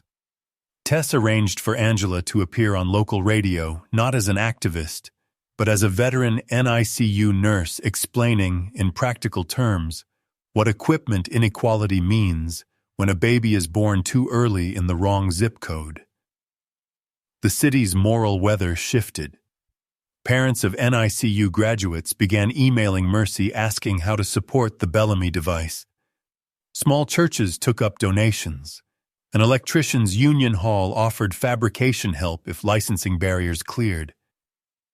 Nathan hated the attention still, but he understood its use. In war, you call it shaping the field.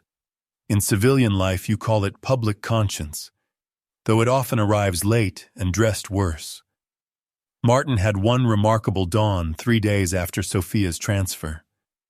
Nathan found him by the observation room window before sunrise, coat over his hospital clothes, pencil in hand, looking east where the city light thinned toward morning. "I dreamed the original lab," Martin said without turning. "Not the boardrooms, not the acquisition. The first room. Cheap fans. Burned coffee. Nora asleep on a filing cabinet because she was too stubborn to go home."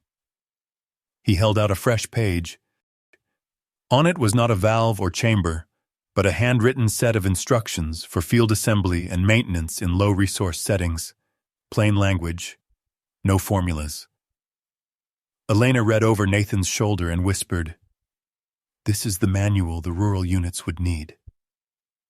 Martin nodded. "Innovation without transfer is vanity. Men like Victor sell vanity. I wanted usefulness." Then he looked at Nathan fully. "When the baby comes, if the weather takes the power again, do not let them wait for permission from a man who profits when fear slows brave people down." Nathan asked, "You think the baby will come during a storm?" Martin's gaze drifted back to the window. "In this country, the storm is always already here." By afternoon, his clarity had retreated. By evening, he believed Nathan was his younger brother for half an hour, and wept because he could not remember whether their father had come home from the plant. Nathan sat through that too. He no longer measured the old man by consistency. He measured him by the astonishing fact that even through cognitive collapse, he still aimed his remaining strength toward children he would never meet. Labor restarted the following night. This time, Sophia's blood pressure spiked beyond medication, and fetal distress deepened fast enough to force an emergency delivery plan. The city was under another winter system. Not a blizzard, but freezing rain that threatened lines and transformers. Mercy's generators were stable for the moment, but everyone on the respiratory chain knew how thin the margin could become in old buildings under high load.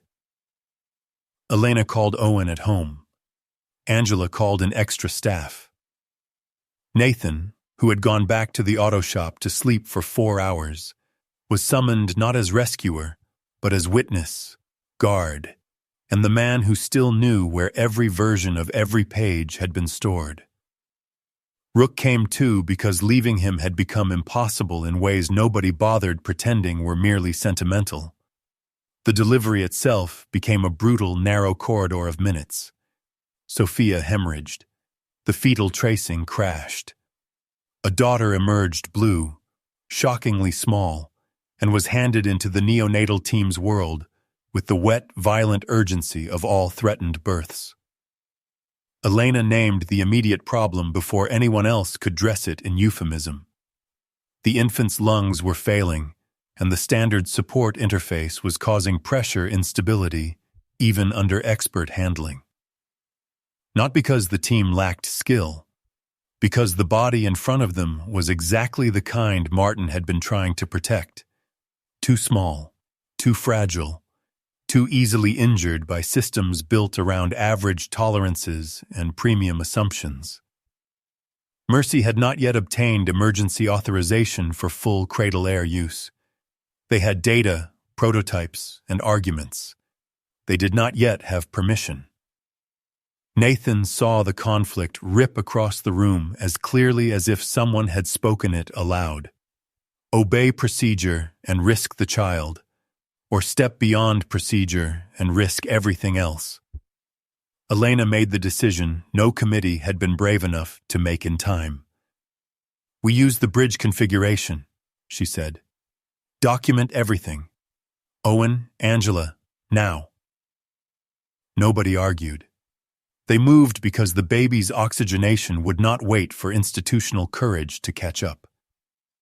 Nathan stood outside the glass with Rook beside him and felt the old helpless fury of a man on the wrong side of the door while people he trusted fought with skill and exhaustion for a life too new to defend itself. The improvised Cradle Air bridge was wheeled in under sterile wraps. Owen's hands shook only once, when connecting the damping sleeve. Angela steadied the tubing. Elena adjusted pressures by instinct honed over years, and by faith in Martin's equations she could not afford to doubt now. The baby's chest gave one bad stuttering effort, then another. The monitor numbers did not improve immediately. They worsened first. Nathan saw Elena close her eyes for less than a heartbeat and reopen them harder. "Again," she said. "Adjust and hold." Outside, freezing rain began tapping the windows like thrown gravel. In a room down the hall, Martin Bellamy slept under a blanket, with no idea that the correction he had dragged back from a fading mind was about to meet its first full test. Nathan pressed one hand to the glass. Rook stood so still he looked carved, and every person in that corridor understood, whether they had language for it or not, that the next few minutes would decide more than one child's future. They would decide whether courage in this story had been enough. Courage turned out not to be a single decisive second, but a chain of disciplined seconds linked together by tired people who refused to yield. The first full minute after Elena switched the infant to the Cradle Air bridge felt longer than most winters Nathan had lived through. The baby's oxygenation drifted downward, then stalled, then held. "Hold there," Elena said, voice low and command steady. One gloved hand adjusting pressure by increments so fine Nathan barely saw movement at all. Angela Ruiz tracked the monitor and called numbers without inflection, because panic changes nothing and precision changes everything. Owen stood at the head of the improvised unit, watching for instability in the common part seals, his face pale under the fluorescent lights. Another neonatologist arrived with a standard support backup and stopped short when he saw what configuration was in use. For a single dangerous heartbeat, Nathan thought he might object on protocol grounds. Instead, the man looked at Elena, read the room, and quietly joined the line. That too was courage, recognizing that the moral center of a crisis has moved and stepping toward it instead of away. The baby's chest began to rise in a more even pattern. Not normal, not safe yet, but less violently contested by the machine. Elena's shoulders dropped by a fraction. "We're getting a window," she said. "Use it." The room became a study in controlled obedience to hope. Syringes changed hands. Alarms softened. The ugly edge of impossible loosened by degrees.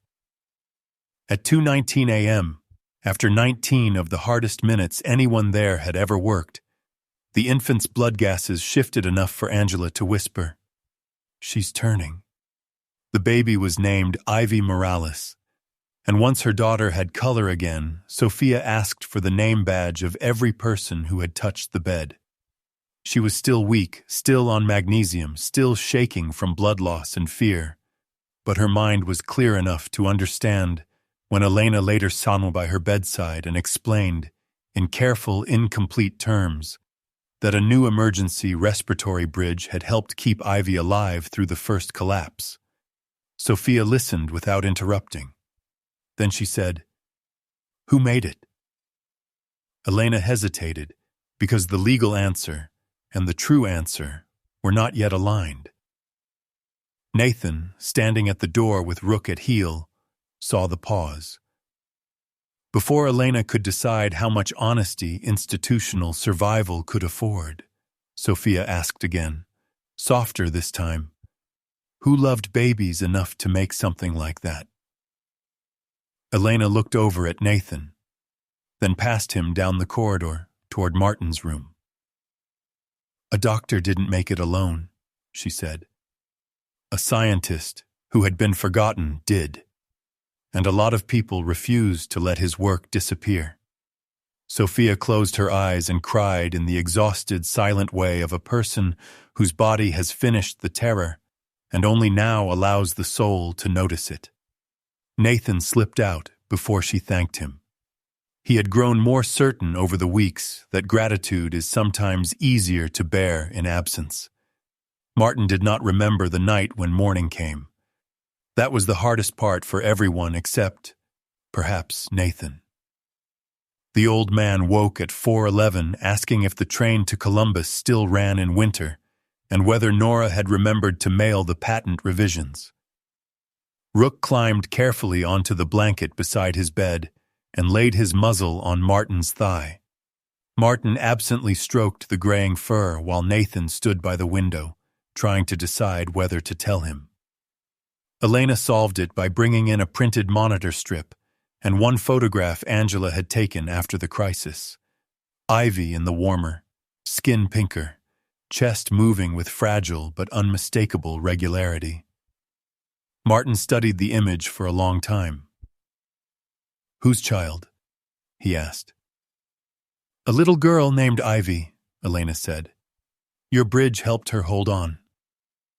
Martin looked at the monitor strip next, tracing the improved pattern with his index finger.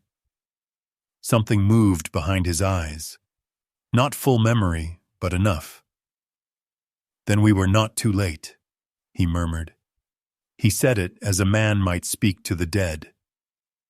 Elena turned away for a second. Nathan did not. He had learned years before that some moments should be witnessed without trying to rescue anyone from their feelings. Martin's clarity lasted 3 minutes and disappeared.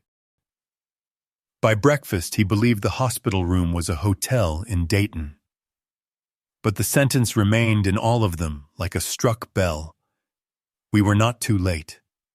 News escaped the building before lunch because miracles can be kept private only by people who do not understand their weight. A respiratory therapist texted a spouse. The spouse texted a cousin in local media. By mid-afternoon, a reporter had matched the timing of Mercy's emergency procedure with the ongoing Bellamy case and started asking whether an unlicensed device had been used to save a premature infant during a winter storm. Hospital administration went into full cardiac arrest of the legal kind. Board members demanded memoranda. The risk office drafted language designed to describe everything and nothing. Sloan Meridian's counsel sent immediate preservation notices and threats. But the moral position had shifted too far. Ivy existed. Her survival could not be theorized away. Sophia and her husband, Matteo, had seen enough to refuse silence. They did not want TV appearances. They wanted the truth protected. Tess Howard moved faster than the corporate side expected. By evening, she had filed for emergency declaratory relief, asserting humanitarian necessity, inventor origin originality, and public interest in preserving access to a device already demonstrably used in a crisis where standard options were failing. Detective Vega executed warrants on one Sloan Meridian regional office and the market stabilization consultant's home before sunrise the next morning. When investors woke to headlines linking the company not just to aggressive licensing, but to attacks on a disabled inventor and interference around a life-saving neonatal device, Victor Sloan's legendary calm began to crack. The board abandoned him first. That was fitting. Men who build empires on controlled fear often discover too late that the fear turns inward when profits are threatened. 2 independent directors demanded internal records on security expenditures. A third leaked concerns to a national paper. Gregory Bellamy, facing mounting exposure over the guardianship arrangement and terrified that criminal scrutiny would devour his remaining credibility, attempted one last private call to Elena. She put it on speaker with Tess and Detective Vega present. Gregory sounded less like a son than a man hearing the walls of a very expensive room move toward him. He insisted he had only wanted to protect his father's legacy from misuse. Elena answered, Your father's legacy was not a revenue mechanism. It was a conviction about who deserves a chance to breathe. Gregory said, "You don't understand the costs." Tess replied before Elena had to. "No, Mr. Bellamy. What we understand now is the price you were willing to assign to everyone else." He hung up. 2 days later, his attorneys signaled willingness to relinquish direct guardianship claims in exchange for limited civil protection. Tess advised the court to enjoy the scent of panic, but reject the substance. The judge did. An independent medical and fiduciary board took temporary oversight of Martin's person and the disputed Bellamy-related intellectual property. Gregory lost control. Victor resigned under board pressure pending investigation. It was not justice in the biblical sense, not clean and total, but it was enough to remove the boot from the throat of the work. Cradle Air's future after that still required the long, boring courage nobody makes movies about. Regulatory pathways had to be navigated. Data from Ivy's case had to be recorded with painful exactness because miracles are professionally useless unless translated into evidence. Owen led a proper engineering team in refining tolerances, reducing assembly error, and eliminating the weakest common part substitutions. Elena assembled a multi-center compassionate use proposal focused on under-resourced neonatal units. Angela trained staff on emergency-only handling protocols because even a good tool can become a dangerous myth if desperation outruns discipline. Nathan stayed out of the technical lanes whenever possible. He knew what expertise looked like and did not insult it by pretending. His role became stranger and somehow larger. Courier, witness, guard, steady presence at Martin's side. Living proof that none of this would have existed without one ordinary man choosing not to pass by. He kept showing up before dawn anyway. Coffee still mattered. Structure still mattered. Some mornings Martin wrote one sentence. Some mornings 10 pages. Some mornings nothing at all except his own name, printed over and over in a hand that seemed to be arguing with disappearance. Nathan never measured the worth of those mornings by output anymore. Presence had become its own kind of labor. Rook aged all through this quietly, which in some ways broke Nathan's heart more than the corporate violence ever had. The old Malinois no longer leaped into the truck in one smooth motion. He preferred the elevator to the stairs in the hospital parking deck and slept harder between bursts of alertness. Yet when Martin wandered, Rook rose. When strangers came too close to the room, Rook set his stance. When Ivy's parents finally met Nathan properly, and Mateo bent to thank the dog first, Rook accepted the attention with the grave patience of a retired professional, allowing civilians their ceremony. Dr. Mercer examined him in the hospital courtyard one cold afternoon and said the sentence Nathan had been avoiding for months. He's still happy. He still has good days. But from here on out, every good day is expensive in the body. Nathan sat on a bench afterward with Rook leaning against his leg and watched snowmelt drip from the ambulance bay roof. He thought about endings, about service, about how the best among the living often spend themselves without complaint, long before the world realizes what it was receiving. Martin, maybe because clarity chose that exact moment to visit him, looked from Nathan to the dog and said, "Aging is not failure. It is proof of faithful use." Nathan laughed once, sharp and grateful, because it was exactly the sort of line a brilliant old engineer with a broken memory would produce when everyone else had run out of language. Spring did not solve everything, but it changed the light. By March, the first formal compassionate use review for Cradle Air had been granted at 3 hospitals: Mercy Children's, a county hospital in southern Ohio, and a tribal health partner in the upper Midwest that Elena had fought to include because Martin's original work had always pointed away from prestige and toward access. Public fundraising, at first small and local, grew into something harder to sneer at. Mechanics, church ladies, NICU parents, veterans groups, and one children's choir from Akron all sent checks and notes. A union machine shop volunteered discounted fabrication support for non-clinical prototypes. Father Berrigan started a standing prayer list for babies with hard beginnings and the adults trying to meet them honorably. Nathan pretended not to care about any of this and kept every handwritten note in a box above the shop office. Mercy Children's, after several layers of internal argument and one unavoidable reckoning with shame, formally established the Bellamy Access Respiratory Initiative with Elena as clinical lead and Owen as engineering liaison. Nathan tried to avoid the planning photo and failed.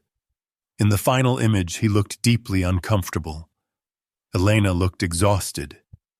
Owen looked amused. Angela looked unimpressed. Martin looked faintly bewildered.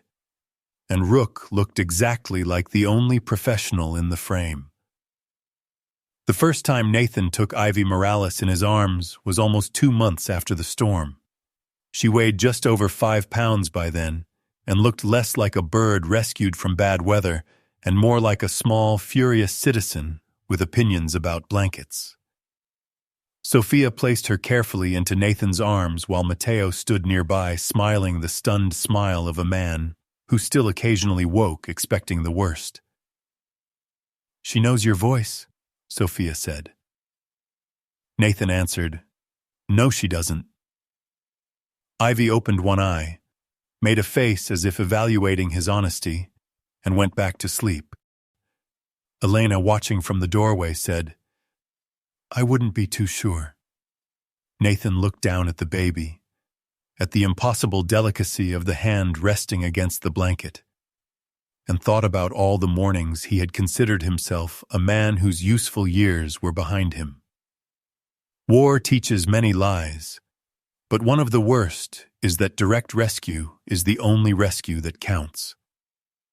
Holding Ivy, Nathan understood something larger and quieter. Protection can begin with coffee. It can begin with paperwork carried carefully. It can begin with staying in the room after everyone wealthier leaves. Rook rested at his feet, tail thumping once against the baseboard when Ivy made a small sleep sound. Martin, lucid enough to recognize the significance, if not every name, looked over from the chair and whispered, "There. That is the correct metric." The official naming came in May, and Nathan tried to avoid it until avoidance became impossible. Mercy Children's dedicated the renovated Transitional Engineering Suite, not to a donor, not to a board family, but to the Bellamy Coal Access Lab, a compromise title Martin accepted after twice insisting Nathan's name belonged there, and Nathan refusing with a stubbornness Martin seemed to admire on principle. The plaque included one line Elena fought hard for: "Created so that fragile children in overlooked places are not denied breath by cost."